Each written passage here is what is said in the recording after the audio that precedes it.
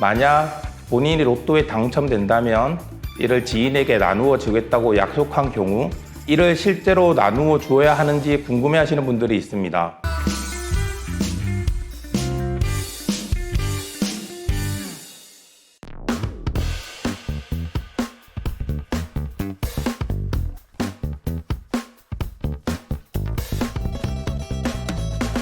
코로나19로 인하여 사회적 거리두기 2.5단계가 연장되었습니다.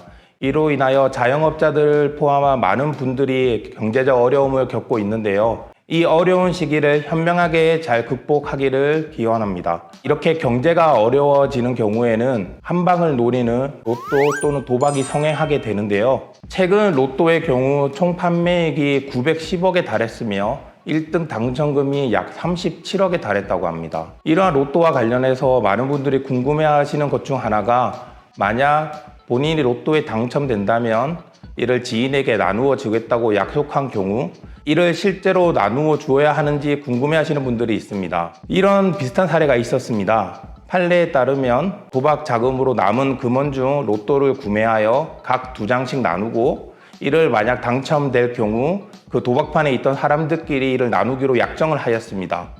그런데 실제로 그중 한 명이 로또 1등에 당첨되었고 당첨금 52억 중 수령금으로 35억을 받았습니다. 하지만 그 사람은 다른 사람들에게 로또 당첨금을 나누지 않았습니다.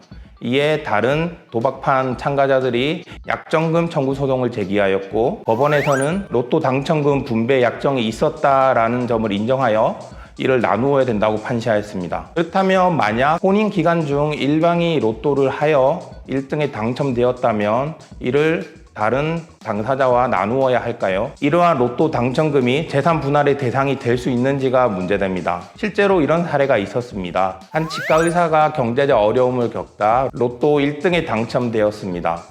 이에 그 치과 의사는 이를 나누지 않고 본인의 투자 혹은 본인의 병원에 이 금액을 투자하였습니다. 이에 치과 의사의 아내는 본인 또 그 로또 당첨금을 분할받아야 된다고 주장하였고 결국 이혼 소송에까지 이르게 되었습니다.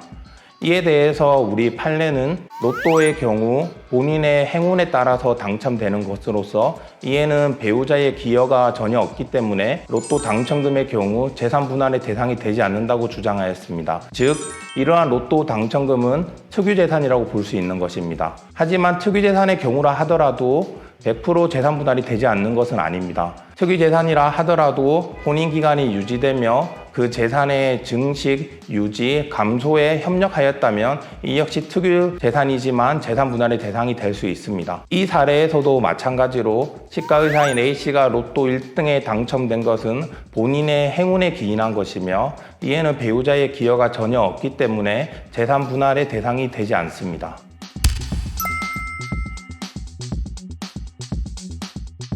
구두로 계약을 하더라도 계약의 성립에는 서면으로 한 것과 아무런 차이가 없습니다. 다만 입증의 차이일 뿐인데요. 이런 경우에는 보통 본인의 진술 그리고 주변에서 증인의 진술 그 외에 그 객관적인 상황들을 판단해서 이러한 약정이 실제로 있었는지 등을 판단하게 됩니다.